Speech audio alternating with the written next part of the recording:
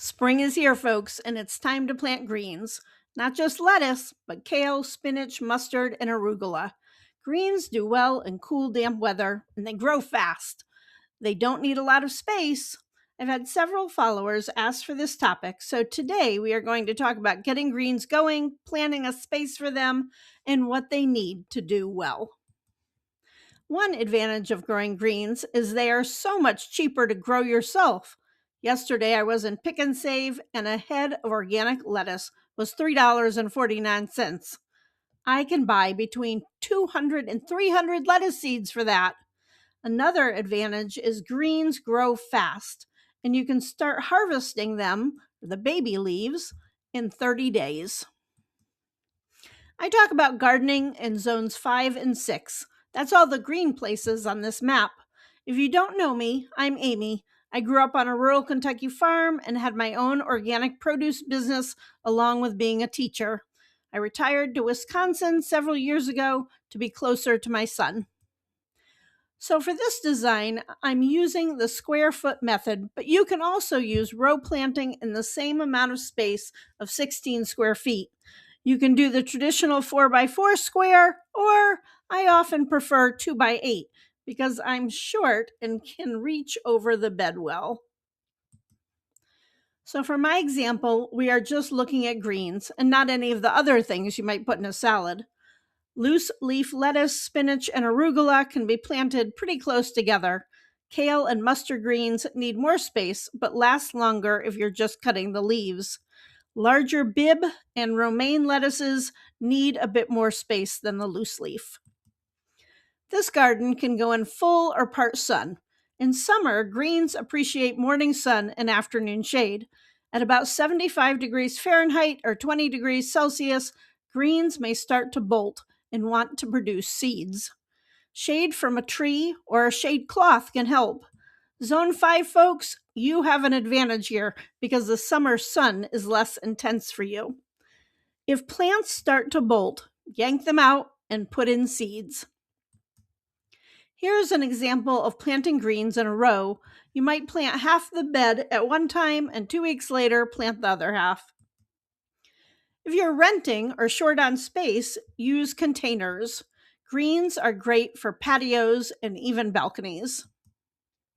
The first thing you need to do, especially if you're starting from scratch, is measure off your space and start digging. Mix in lots of compost.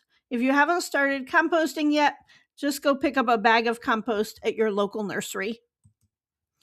Get the lumps out because greens appreciate loose soil. The seeds are small, so if you direct sow, they need good soil contact. In zones 5 and 6, you can start planting greens pretty early. On my Kentucky farm in 6B, I would start lettuce in an unheated greenhouse in February and outside in March under some garden fabric. In zone 5, wait for April before you plant outside and make sure to cover the bed. The minimum soil temperature for seeding or transplanting outside should be about 45 degrees. A soil thermometer is a good investment. Lettuce seedlings can handle a light frost if you have them covered with garden fabric. Some things you will harvest by cutting off leaves, and some, such as romaine lettuce, you might take the entire plant. Keep that in the back of your mind and be ready to stick a seed or a transplant into that empty space. Never have empty spaces. But I'm getting ahead of myself. Lettuce actually likes a cool starting temperature, unlike many garden species, so I keep them around 65 with no additional heat. I typically start greens in 50 trays. Lettuce needs light to grow well and a guardian cat. Too little light causes leggy growth, so use full spectrum white LEDs or T5 lights placed 3 to 6 inches above the plants. You can also use yogurt cups or peat-style pots, which are nice when you don't plan on filling an entire tray. I really like the cow pots because they are more sustainable than traditional peat pots. I pull off the bottom when I plant so the roots can easily grow out, but leave the sides for support. Soil blocks also work great for greens because they grow quickly, the greens grow quickly, and soil blocks allow for good root growth. They are also very gentle during transplanting, so things that are sensitive to being transplanted do well in the soil blocks. Lettuce seed is kind of small, so you can opt to buy coated seed. It's easier to handle, but it is a bit pricier. In theory, the coating dissolves and the seed can start absorbing water. I am not convinced the coating dissolves quick enough, and I've not had the best germination with coated seeds. Use a light seedling soil mix and plant very shallow, about 1/4 of an inch deep.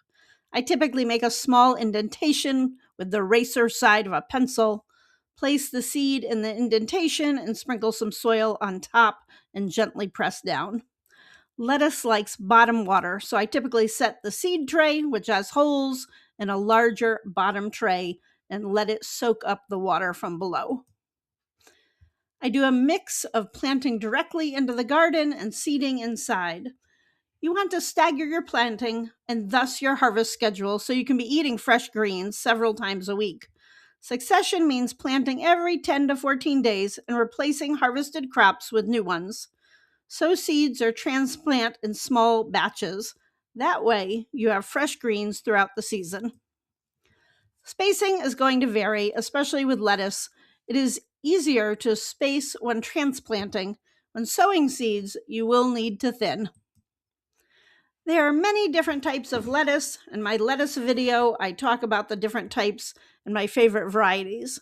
This is my spacing advice. Don't put lettuce as close as is often recommended with square foot gardening because it can lead to poor air circulation and problems. Greens don't take much work, but you don't want to let weeds get any traction. Lettuce has shallow roots and weeds will take nutrients away from your vegetables, so pull them out when they are small. Spinach and arugula have the same spacing needs. They are both typically grown for like leaf lettuce, and we just snip off the leaves. You can harvest the leaves small or let them get a little bit bigger. Both plants get sown 3 inches apart. Plant 6 or 9 per square, depending on what leaf size you would like. Kale and mustard greens are kind of like lettuce in that different varieties need different spacing. Bigger varieties like dinosaur kale need more room. I tend to let it grow, but I plant red Russian kale for baby leaf. Greens benefit from organic mulch, straw, dried grass, or wood chips.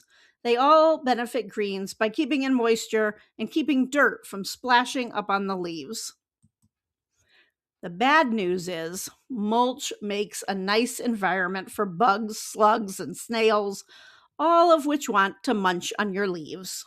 Slugs are primarily nocturnal, which can make them hard to spot in the garden. American toads and robins are great slug hunters.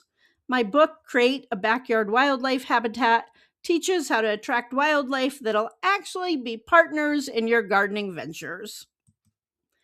There are lots of easy ways to trap slugs. Beer and oranges are great. You can watch my slug video for more ideas.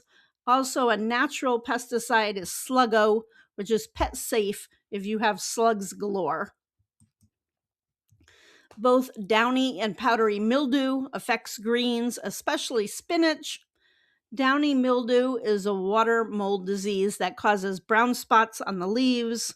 Powdery mildew is a fungal disease that looks like flour sprinkled on the leaves. Neem oil is my go-to for mild infections of both downy and powdery, or when I just start to see it developing.